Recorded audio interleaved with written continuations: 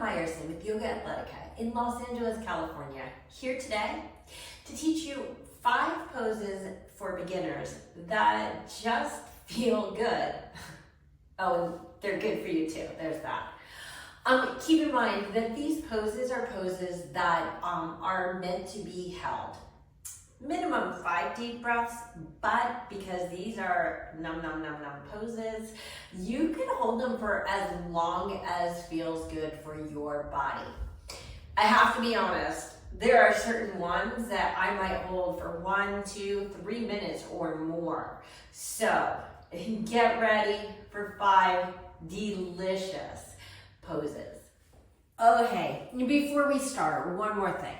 Please take a moment to like, comment maybe, subscribe to my channel.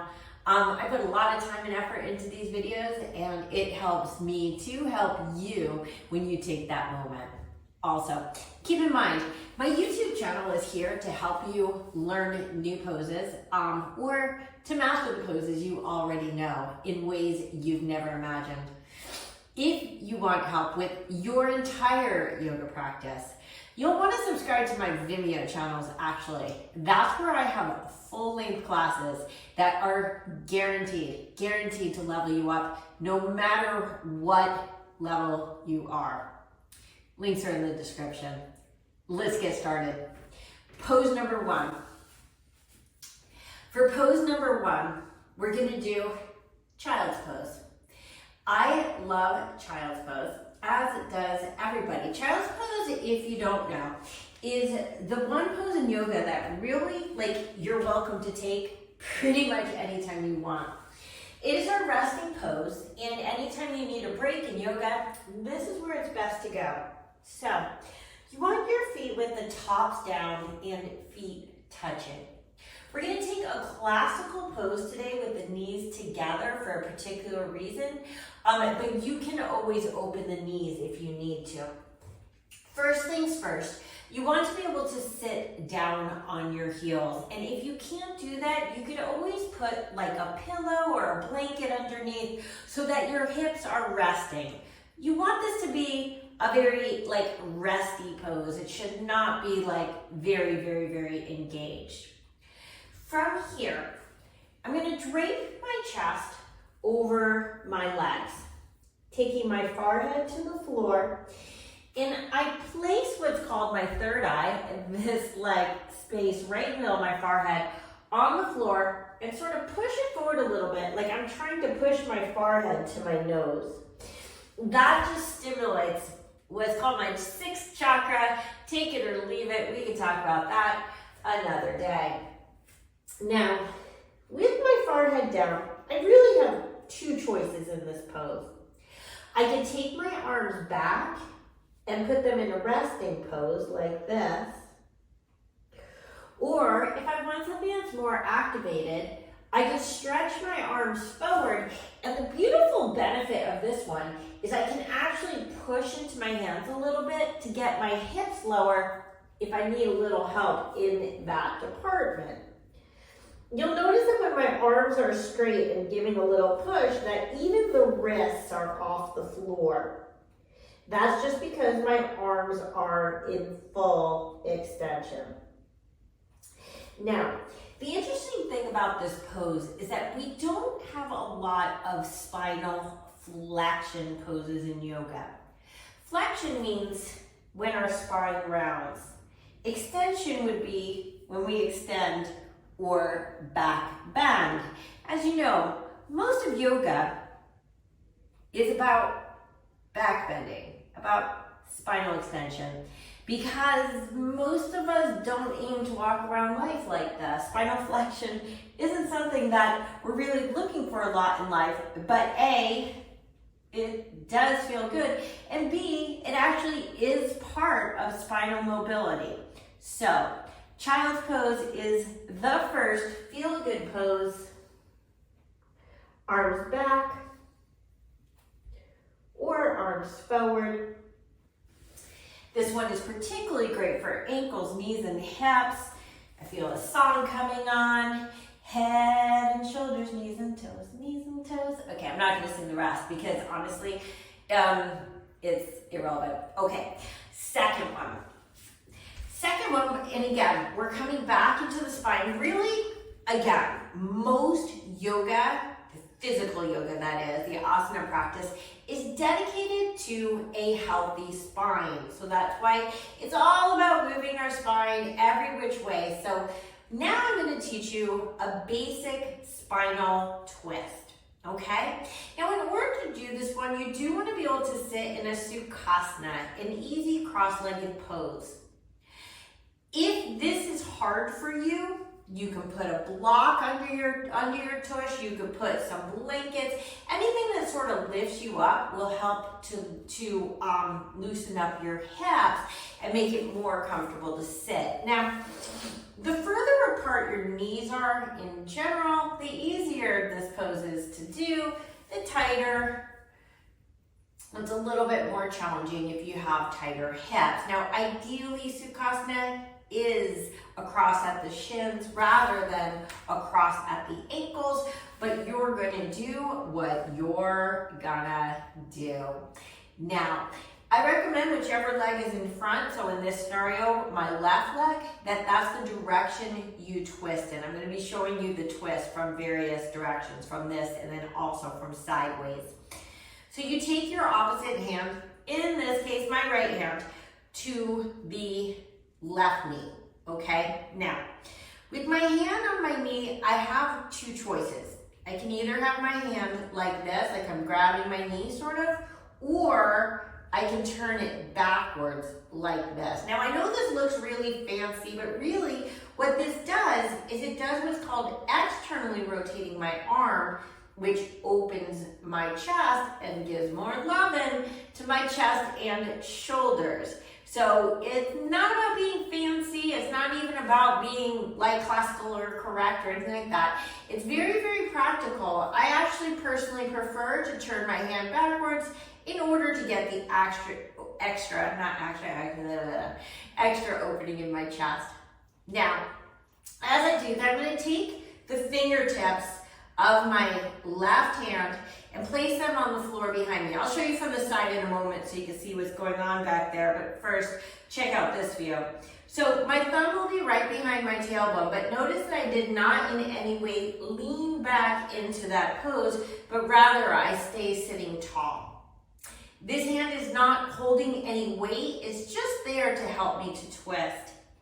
Now, the concept of a spinal twist is that my hips are facing one direction, my shoulders aim to face the other. When we move into the twist, on inhales, we lengthen the spine, that's spinal extension, and exhales, we start to turn. Now, you want to be mindful with this, never go past your edge, okay? Again, these are 5 poses that are meant to feel good. So it's inhale left, and exhale I twist. You'll notice that one of the things that I'm going to do also is take my left hand, I'm going to move it in a semicircular direction towards the right to open my chest more. So I inhale, lift. Now here's the other thing. When I exhale, I imagine my core, my stomach muscles going in a little bit and then up under my rib cage. Now what that does, think like a balloon animal. You can't twist a balloon animal that's full of air, right? In order to make a balloon animal, you have to have that like long taily part that has no air in it. It's the same with your body. When you exhale, if you deliberately create space on the exhale, it helps you to twist further. So again, it's inhale, lift, exhale, I turn. My neck turns in the direction of the twist, and you go to the point that feels good and appropriate for your body, okay? Now, I hope it goes without saying, anytime we do something on the right, we also do it on the left, and vice versa. So when I turn sideways, which is now, I'll go ahead and show you with my other leg in front, okay? So I'm putting my right leg in front. Let's go ahead and turn sideways here, okay? Now, it's funny because we all have like an awkward leg, or I should say we all have a comfortable leg. This is my awkward leg, but it's super important that we always do both sides. So again, my right leg is on top, so I take my left hand either like this, like I'm holding my knee, or like this, like I'm pressing backwards into my knee. This shoulder is open. And remember what I said, my hand is behind my tailbone and not bearing any weight. If you feel like you're leaning into that hand and you can't just pull it right off the floor, it's in the wrong place, okay? So my hand is back, okay? And I inhale for length, you see? And exhale, I sort of pull in my stomach a little bit. It's not like getting on old jeans pulling up. It's more of like a full engagement in and up, okay? So I inhale for length, I exhale for twist. Inhale, length, exhale, twist. And here's the thing, remember, you can hold this for as long as you want to, and when you make these movements, they may be like microscopic, they may be just tiny little movements, but I find that if I keep pulling in my core, it really helps to facilitate deeper twists. Now here's the other thing, when you hit your edge, you're welcome to just hang out there and breathe. Okay, that's pose number 2. The third pose that feels really good, and I'm gonna take this a little bit differently than you're probably used to doing it. And if you're brand new, then you're not used to doing it, so then it's just the same way you're used to doing it, I guess, is downward facing dog. Now, in downward facing dog, I take this a little bit differently than most. I like to take it in a way that's very much in the spirit of like Iyengar, but I use a particular entry that will help you to get deeper into the shoulders and the opening of the upper back. Keep in mind, downward facing dog is actually a lengthening of the entire sort of back side of your body, which is simply delicious. So in down dog, your hands are about shoulders distance apart. Your feet are about hips distance apart, and your body is in approximately a 90-degree angle. So not short like this, and it's not long like a plank, okay? It's somewhere in between. When I'm in down dog, it should feel like my thighs are pressing back and my heels are pressing down. Now it doesn't matter if my heels are actually on the floor, but they're sure aiming for it. Now, what I'm going to recommend is look forward and bend your knees a whole bunch, but as you do, there's a big but, stick your butt up in the air. So don't bend your knees and drop your hips, but rather bend your knees like you're showing your butt to God. I hope that's not blasphemous. Okay, now, you see how low my shoulders and chest get when I do that? I'm going to focus on my shoulders and my chest staying in place as I start to press my thighs backward. We talked about this before, and my heels down towards the floor. Now, I've got a tremendous amount of extra opening in my upper back and in my shoulders that I wouldn't have if I just came into the pose. Once again, I bend my knees, sorry, my hand's slipping just a little bit. I bend my knees, I crouch like a tiger, meaning my chest is towards my thighs, my tail is to the sky, and then even though it's my legs that are gonna work, I'm gonna focus on my arms staying in place as my thighs press back, my heels press down, and I've got this extra opening in my upper back and shoulders for downward facing dog. Now, downward facing dog can be considered a pretty active pose. So you might get really tired and it might feel like, well, wait, this doesn't just feel good, it also feels sort of hard. Okay, so here's the thing. If you want to, work up to a nice long dog. Maybe take 1, 2, 3, 4, 5 of these just for a breath or two and just feel it out, because that pose is truly one of the greatest gifts of yoga. Okay, number 4. I try not to play favorites, but I have to admit, this one is my favorite. So, lying down on your back, we're going to do a little bit of a passive back bend. Do you see a pattern developing here? Yes, these are all things that are really good for your spine. Now, what's a passive back bend? A passive back bend is a back bend where gravity is going to do the work instead of your body having to work to do the work. Sort of like a back bend magic bullet. So, lie down on your back, okay? Make sure your braids are out of the way.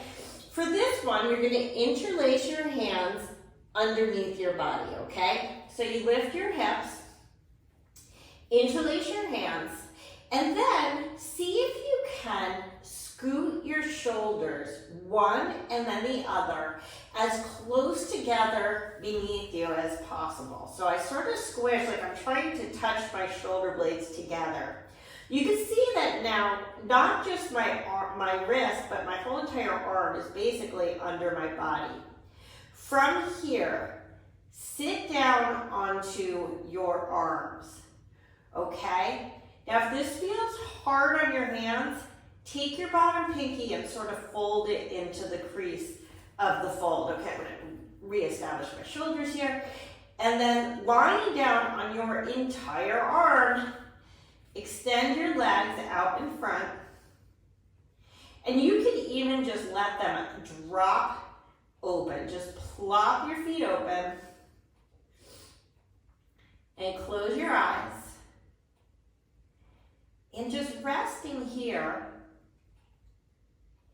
the work of the gravity actually opens your upper back. It opens your chest, your shoulders. Now I have to admit, this is one that sometimes I get into. I do this at the end of my practice after my back bends. And I just never want to come out. But I do.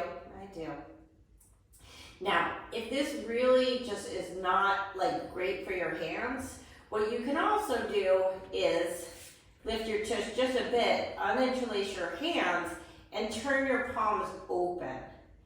So they're under your thighs, like you're holding onto your thighs as you extend your legs out. Just make sure that when you do that, you don't take the arms out from underneath you.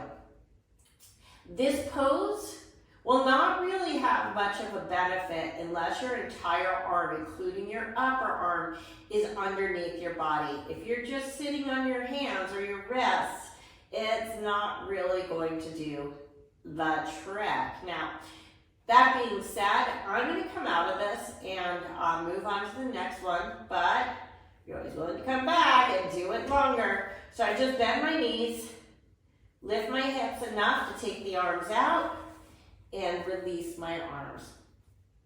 Arms are out. Okay, number 5. Number 5 is called Vieri Kanani. It really just means Vieri Kanani. It just means legs up the wall pose. Now, what we're gonna do is lie with our legs up the wall, hence the moniker. Okay, here's how I like to come in, because it's hard to scoot your butt all the way up to the wall, but not if you do this. Come in sideways so your hip is on the wall, okay? From there, keeping your hip on the wall, you're gonna sort of rainbow your legs up the wall. And then I'm just gonna push in just a little bit.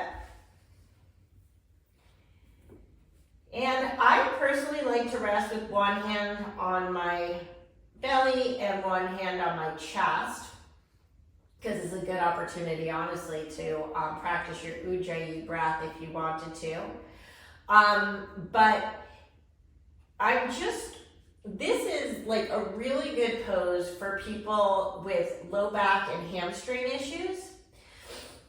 This would be sort of the upside down equivalent of sitting tall in a 90-degree angle, which for some people who have really tight hamstrings, that does not work so well.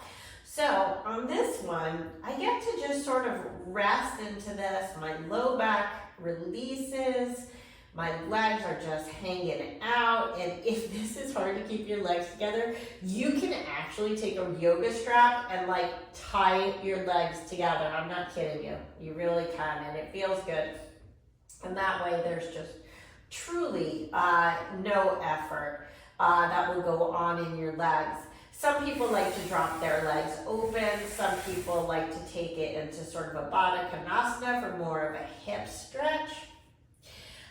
I think this is nice, but I think this is nicer. Now, if your hamstrings and or your low back are too tight to get into this real like 90-degree angle, butt on the wall and on the floor, you can also take like a block, a blanket, a pillow, whatever, and put it under your hips to relieve any pressure that might be there.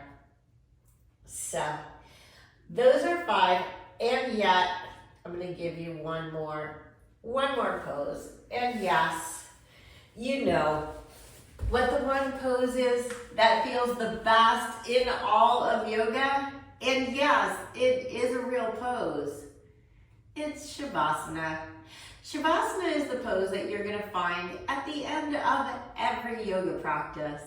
It's in there to neutralize the body and the mind and create sort of a nice, smooth, easy transition out of your practice and back into your daily life. I'm going to go over a few of the basic alignments of Shavasana to ensure that it always feels good and it's always a beautiful release. So, for Shavasana, if you don't know, it means lie down on your back. Okay? As always, the feet are approximately hips distance apart, and on this pose, they just flop open, okay? You're just gonna make sure there's no tension. Now, the arms are palms open and about a foot away from your body. I personally recommend, once again, to get into more of this like heart space, this opening space, to pull your shoulders blades together just a little bit underneath you. When you do that, you're going to find that not only does it open your chest and release your shoulders, but it really makes it much more comfortable to just allow everything to plop and open. It's the old open and plop. As you lie here, you want to make sure your eyes are closed and your body is completely still. And I recommend that you take like a mental scan of your whole body, literally from your toes, your feet, your ankles, your calves, your quads, your hamstrings. And as you go up your body, I want you to feel if there's any muscular tension, any muscles that are holding on, and see if you can let that go.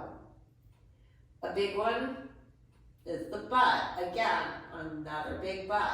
You want to make sure your butt muscles are relaxed. Your core muscles are relaxed. Your shoulders, your arms, making sure your fingers, your toes are relaxed and still. They're not wiggling, they're not scratching itches, they're not doing mudras, meaning hand positions. They are just hanging out. Your neck is relaxed. I'd say like the game changer in Shavasana, if you can think of next level Shavasana, is to completely relax your facial muscles.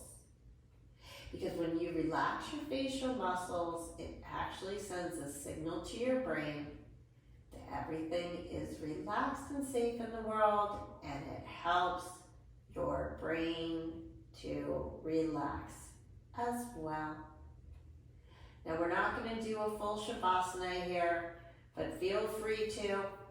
I always like to come out by stretching my arms and turning over towards fetal position. So rather than like just sort of having like a violent roll up, I press into my hands and gently press back up to a comfortable cross-legged seat.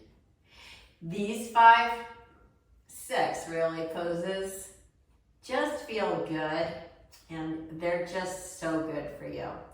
Please check out my beginner-friendly playlist if you want more beginner-friendly poses. And once again, if you want full-length classes of every level, every intensity, and every duration, check out my Vimeo channels, link in the description, guaranteed to level you up. I'm Shana Meyerson with YOGAthletica in Los Angeles, California, wishing you an awesome day. Namaste.